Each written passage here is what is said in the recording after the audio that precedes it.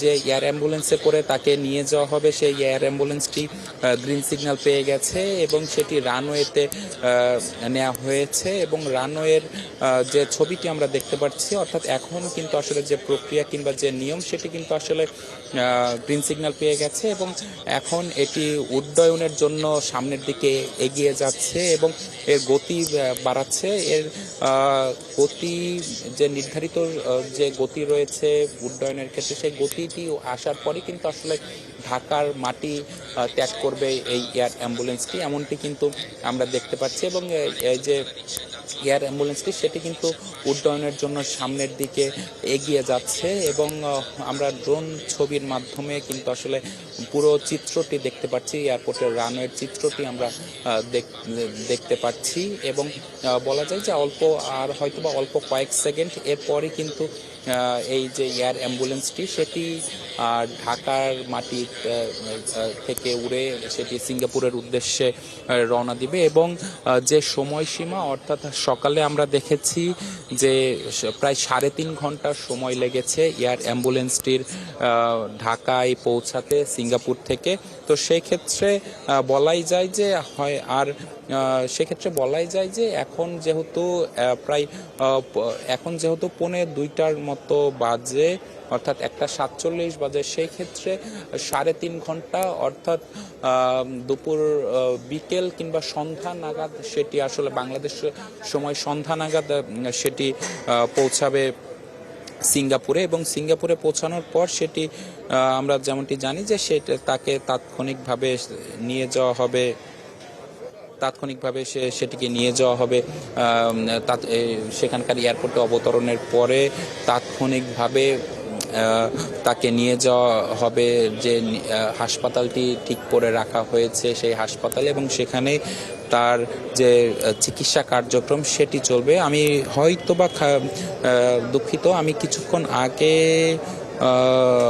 যেমনটি দেখলাম যে আমরা এখন যেমনটি দেখছি যে আমাদের 71 টেলিভিশনের স্ক্রিনে যে বিমানটি দেখতে পাচ্ছেন সেটি কিন্তু আসলে এয়ার অ্যাম্বুলেন্স, এবং সেটিতে কিন্তু ওসমান হাদিকে নিয়ে যাওয়া হবে সিঙ্গাপুরে। এবং পুরো এয়ারপোর্টের চিত্রটি যদি দেখায় যে আশপাশে যে বিমানগুলো রয়েছে সেগুলো কিন্তু বলা যায় যে অল্প কিছুক্ষণের মধ্যে কিন্তু সেগুলো অবতরণ কিংবা বেশ কয়েকটি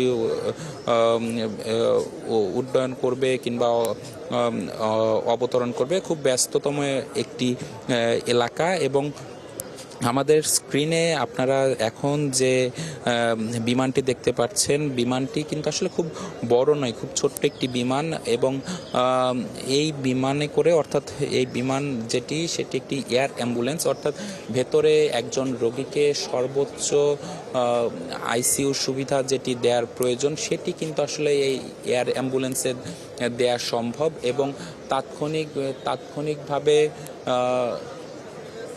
তাৎক্ষণিকভাবে বলা যায় যে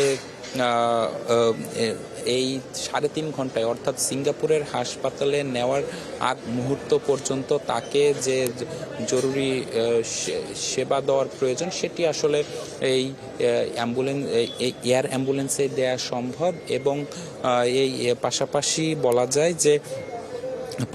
বলা যায় যে এই যে ভেতরে যে বাংলাদেশ এবং সিঙ্গাপুরের চিকিৎসক দল রয়েছেন তারাও কিন্তু ভেতরে প্রস্তুত রয়েছেন যদি যে ওসমান হাদির শারীরিক যে অবস্থা, সেই শারীরিক অবস্থার যদি অবনতি ঘটে এই এয়ার অ্যাম্বুলেন্সের ভেতরে, সেখানে কিন্তু তারা তাৎক্ষণিক চিকিৎসা দিতে তারাও প্রস্তুত রয়েছেন। পাশাপাশি এই এয়ার অ্যাম্বুলেন্সেও কিন্তু আসলে যথেষ্ট একজন রোগীকে তাৎক্ষণিকভাবে যেসব সেবা দেওয়া প্রয়োজন কিংবা যেসব সেবা দেওয়া প্রয়োজন সেগুলো কিন্তু দেওয়ার জন্য সকল ধরনের সুবিধা রয়েছে এই এয়ার অ্যাম্বুলেন্সটিতে। আমরা দেখছি যে এয়ার অ্যাম্বুলেন্সটি কিন্তু এখন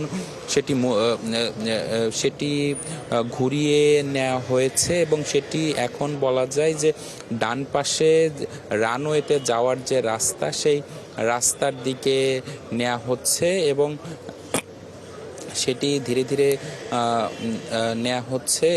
যে পার্কিং জোন, অর্থাৎ যে পার্কিং জোনে এই এয়ার অ্যাম্বুলেন্সটি রাখা হয়েছিল, সেই পার্কিং জোন থেকে সেটি যাত্রা শুরু করেছে। অর্থাৎ বলা যায় যে আর হয়তো বা মিনিট কয়েক এরপরই কিন্তু আসলে এই এয়ার অ্যাম্বুলেন্সটি সেটি ঢাকার মাটি অর্থাৎ বাংলাদেশের মাটি থেকে উড়ে সেটি সিঙ্গাপুরের উদ্দেশ্যে যাত্রা শুরু করবে এবং 3.5 ঘন্টা নাগাদ 3.5 ঘন্টা আকাশে উড্ডয়নের পরে সেটি সিঙ্গাপুরের দিকে সিঙ্গাপুরে পৌঁছাবে এমন তথ্য কিন্তু আমাদের কাছে রয়েছে। এবং সকালের যে সময়সীমা, সিঙ্গাপুর থেকে ঢাকায় পৌঁছানোর যে সময়সীমা, সেই সময়সীমা অনুযায়ী কিন্তু আমরা এই সমীকরণটি মেলাতেই পারি।